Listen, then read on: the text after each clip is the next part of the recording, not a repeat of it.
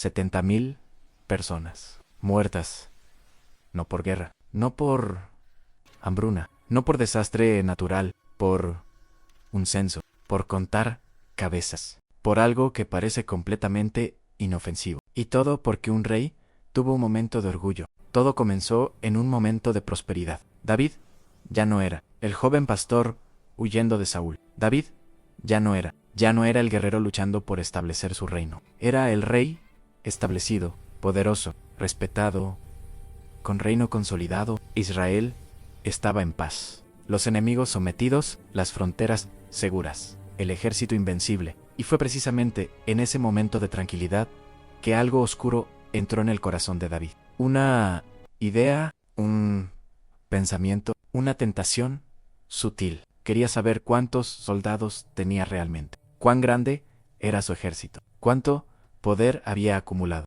Satanás lo incitó, plantó la idea, sembró el pensamiento, pero también Dios lo permitió, porque Israel había pecado. El texto no especifica cómo, pero la ira de Dios estaba encendida contra la nación, y usó el orgullo de David como instrumento de juicio. David llamó a Joab su general, el hombre de confianza, el comandante del ejército. Le dio orden simple y directa: ve, recorre todas las tribus de Israel desde Dan hasta Beerseba, y cuenta el pueblo, para que yo sepa el número del pueblo. Pero Joab inmediatamente supo que algo estaba mal. Respondió al rey con pregunta penetrante: añada Jehová tu Dios al pueblo 100 veces más de lo que son, y que lo vean los ojos de mi señor el rey. ¿Mas por qué quiere esto mi señor el rey? La implicación era clara. Esto no viene de Dios. Esto viene de orgullo, de querer saber cuán grande es tu ejército, cuánto poder tienes, cuánta gloria has acumulado. Joab incluso fue más directo: ¿por qué procura mi señor esto? Que será para pecado a Israel. Lo vio, lo supo. Este censo traería consecuencias. Sería pecado contra Dios.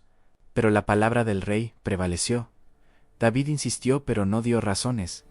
Solo repitió la orden con autoridad real. Y Joab, aunque desaprobaba completamente, obedeció, porque era soldado, y David era su rey. Así que Joab salió con los jefes del ejército, recorriendo todo Israel. Empezaron en Dan, al extremo norte, bajaron hacia Tiro y Sidón y pasaron por Galahad. Cruzaron todo el territorio, ciudad por ciudad, tribu por tribu, contando en cada ciudad. Preguntaban cuántos hombres de guerra había, cuántos podían empuñar espada. Los escribas anotaban. Los números crecían, las listas se alargaban. 9 meses y 20 días, y casi un año completo. Joab odiaba a cada momento. Cada número registrado le pesaba. Sabía que esto era pecado, pero continuó, porque el rey lo había ordenado. Y finalmente regresaron a Jerusalén, con los números completos, con las listas detalladas, con el censo terminado.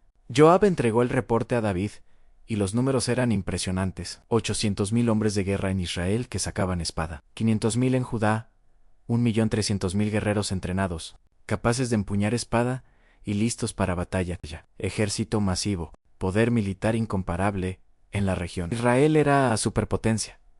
David miró los números y las cifras, la evidencia tangible de su poder, su gloria, y por un momento probablemente sintió satisfacción y orgullo, y pensó: mira lo que he construido, mira cuán grande es mi ejército, mira cuánto poder tengo. Pero entonces algo quebró dentro de él. La convicción cayó como martillo sobre su corazón, como espada penetrando su conciencia, como fuego quemando su alma. Le pesó en su corazón con peso de culpa, peso de pecado, peso de conciencia finalmente despertada. Y David confesó inmediatamente: yo he pecado gravemente por haber hecho esto. Mas ahora, oh Jehová, te ruego que quites el pecado de tu siervo, porque yo he hecho muy neciamente en confesión directa, sin excusas, sin justificaciones, solo reconocimiento honesto de su pecado. David lo vio finalmente: el orgullo y la vanidad, el confiar en números en vez de en Dios, había caído en la misma trampa que cualquier rey pagano, midiendo poder por tamaño de ejército, por estadísticas y por fuerza humana, olvidando que Israel había ganado batallas siendo minoría, que Gedeón venció con 300, que Jonatán y su escudero derrotaron guarnición completa, que la victoria viene de Jehová, no de multitud. David se arrepintió, genuinamente, profundamente. Se fue a dormir esa noche con corazón quebrantado, con lágrimas en los ojos, con peso de culpa sobre su alma. Pero el arrepentimiento no elimina consecuencias. El perdón de Dios es inmediato, pero las consecuencias del pecado siguen su curso. David se levantó a la mañana siguiente, nueva conciencia de su pecado. Había confesado, se había arrepentido, había clamado a Dios, pero no sabía qué vendría, qué haría Dios y cómo respondería el cielo. Y entonces llegó el profeta Gad, el vidente de David en profeta que había estado con él desde días de huir de Saúl, a un hombre de confianza, portavoz de Dios, amigo fiel. La palabra de Jehová había venido a Gad durante la noche. Mensaje específico, terrible, pesado, para David. Gad entró donde estaba David, con el rostro serio, la presencia pesada, sin saludos alegres, sin preámbulos amistosos, solo el mensaje de Dios, y entregó las palabras de Jehová con voz clara y firme. Así ha dicho Jehová en 3 cosas. Te propongo, escoge de ellas una para que yo la haga. Y David sintió el estómago caer, el corazón acelerarse, la respiración cortarse. 3 opciones, 3 castigos, 3 formas de juicio, y él debía elegir. Dios no estaba simplemente imponiendo castigo arbitrario, estaba dándole a David participación en la decisión, responsabilidad en la consecuencia, peso de elegir cómo su pueblo sufriría. Gad delineó las opciones con precisión quirúrgica. Primera opción: quieres 3 años de hambre en tu tierra, 3 años de sequía, de cosechas fallidas, de estómagos vacíos y de muerte lenta por inanición. 1095 días de sufrimiento. Niños llorando por comida que no existe. Ancianos muriendo de debilidad. Ganado pereciendo en campos áridos. Tierra seca y agrietada. Muerte lenta y agonizante para miles. Segunda opción: o que huyas 3 meses delante de tus enemigos y que ellos te persigan.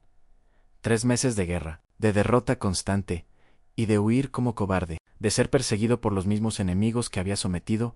90 días de terror, de zonas desiertas, de ciudades perdidas, una tras otra, de humillación pública, de ver su ejército masivo de 1.300.000 hombres ser derrotado una y otra vez por enemigos menores. Tercera opción: o que 3 días haya pestilencia en tu tierra, 3 días de plaga, de enfermedad misteriosa, de muerte rápida y masiva. 72 horas, no años, no meses, solo días empero, intensos y devastadores, veloces como rayo, muerte cayendo sobre el pueblo como lluvia. Y Gad concluyó con peso final: piensa ahora, y mira que responderé al que me ha enviado el silencio.